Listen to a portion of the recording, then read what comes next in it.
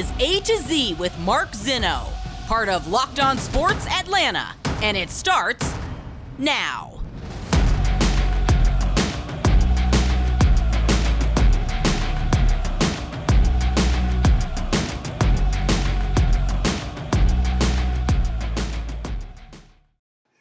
Good afternoon. Welcome to A to Z here on Locked On Sports Atlanta, where today I tell you I saw one thing coming but didn't see the other. Welcome in. We are live here on this Friday, getting you set for the Labor Day weekend. College football is back, and we have got a ton to get to, including college football picks coming up before the end of the show. Welcome in again on this Friday. Give us a follow on Twitter at LockedOnATL. Of course, I'm at Mark Zinno, MarkZinno. Make sure you subscribe to that YouTube channel. Give the thumbs up to all the content there as well. We have to finish up our salary cap spending breakdown that we started on Wednesday, so we'll do that today as well. Shovels of wisdom, of course. But let's start with the one thing that I did see coming, and that was Spencer Strider, and his performance last night was just epic. In just his 17th career start, he breaks the Braves franchise record for strikeouts with 16. He was utterly dominant last night. 8 innings, 2 hits, 106 pitches, and 16 strikeouts. The stash was on fire. Guys, I have been saying this for a considerable amount of time, and I have been getting pushback from a variety of different people on this. And I'm not sure that if last night doesn't convince you of what you saw, of what you're watching from Spencer Strider, then I don't know what to tell you. Like you're hopeless to me at this point. The guy has the best stuff on this staff, and he should be getting the ball in game 2 of any playoff series, home, road, on Earth, on Mars, any other planet in the universe. And I'm going to bring up a name here. And I don't know if you guys, maybe some of you watching and listening to this may be too young to understand this name. But if you go back on YouTube and you just Google Doc Gooden highlights rookie year, you'll see what I'm talking about. That is the level of dominance that Spencer Strider has. That's the first name that comes to mind. And I was really young when it happened, but I was young. I'm old enough to have remembered the Doc Gooden era, both in a Mets uniform and out of a Mets uniform, when he was simply just flat out the very best pitcher in the game by a considerable margin. Like even better than Roger Clemens. For a short period there, 84 through 86 for Doc Gooden, those numbers were insanity. And that's where Spencer Strider is. There is no debating at this point that he has the best stuff on this staff. There is no debating at this point that he is right behind Max Fried for the second best pitcher on this staff. And as I've said repeatedly, and I'll say it again because even though I said it 2 minutes ago, there is no debating that he should get a ball in game 2 of any playoff series, whether it's the 3-game wild card, the 5-game LDS where they start, whatever it may be. That is the guy who gets the ball in game number 2. Because if Max Fried slips up and you lose game 1, that's the stopper. There's nobody else. And somebody wanted to say to me on Twitter, 17-game winner, Kyle Wright. No disrespect to the 17-game winner. He's nowhere near as dominant as Spencer Strider. It's not even close, folks. And don't try to make it close. Spencer Strider is the best, second best pitcher on this staff and is the best stuff of anybody on the staff. And right now, I think it's fair to argue you might have the best stuff of anybody in Major League Baseball. Like, think about that for a second.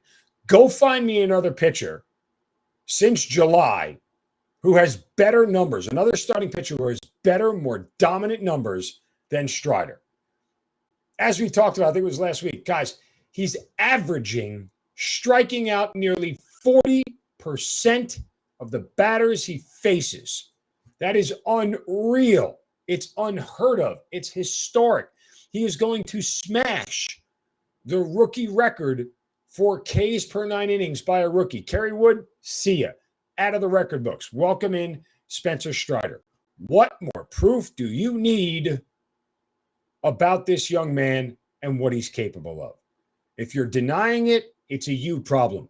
It's not a me problem, and it's certainly not a Braves problem. All right.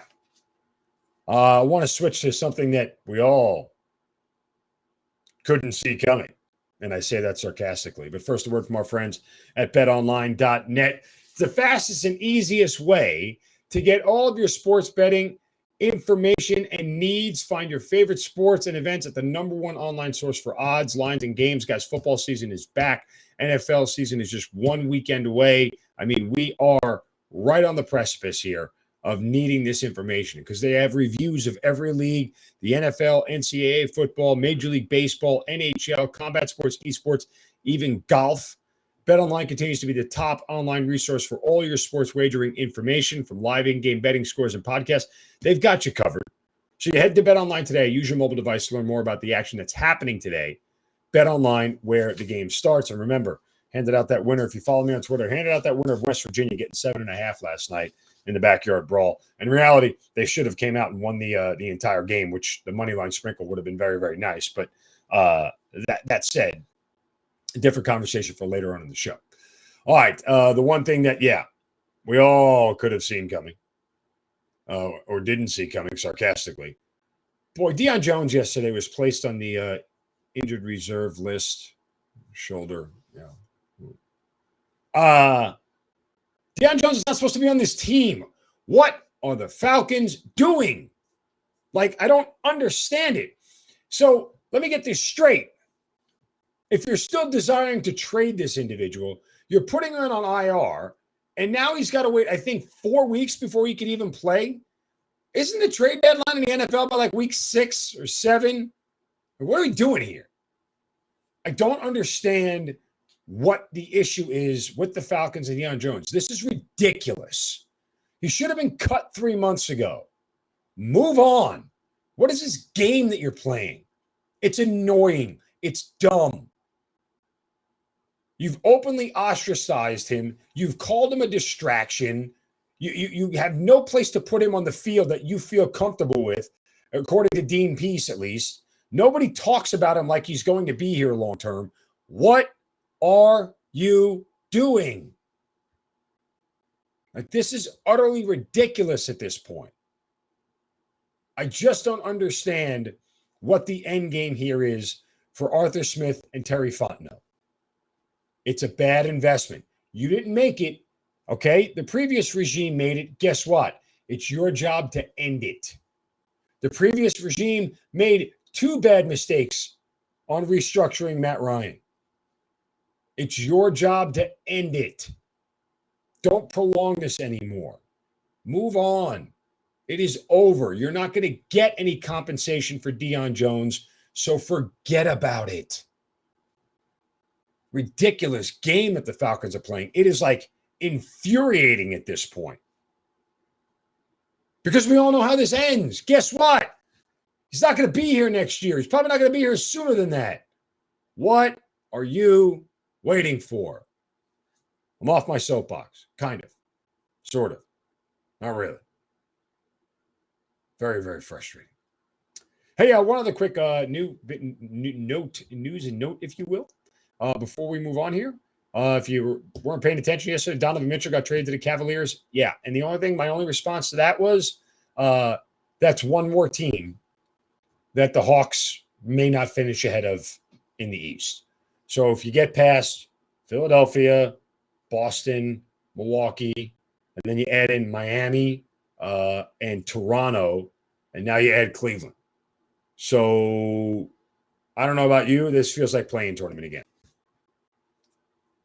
I won't say I told you so, but it feels like playing tournament. All right. Let's move on. Coming up next, the defensive positional spending. Can it relate, if you spend in the right spots, to being a playoff team? I'll tell you about that next, right here on A to Z on Locked On Sports Atlanta, free on YouTube, and wherever you get your podcast, search Locked On Sports Atlanta.